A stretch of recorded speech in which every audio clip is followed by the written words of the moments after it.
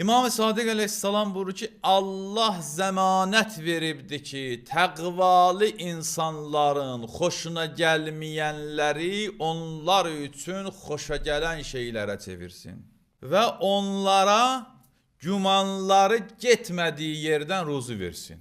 İmam Sadiq əleyhissalam buyurur. Bu Quran ayəsidir.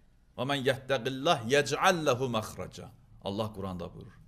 Hər kəs təqvalı olsa, Allah ona problemlərdən, çətinliklərdən çıxış yolu verər. Və yarzuquhu min haythu la yahtasib. O təqvalı insanı gümanı getmədiyi yerdən ruziləndirər. Təqva bu cürdür. Həzrət buyurur, Allah zəmanət verib təqvalı insanlara ki, təqvalı insanların nədən xoşları gəlmir? Təqvalı insanların günahlardan xoşları gəlməz. Haramla üzləşibdir.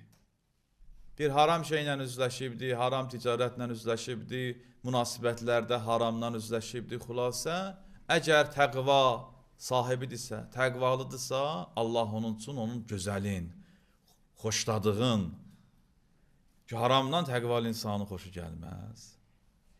Başına gələn hadisələr və s. ilaxir nədənsə xoşlanmır, onu narahat eləyir. Təqvaya görə Allah zəmanət verib, onun gözəlin ona əta eləsin.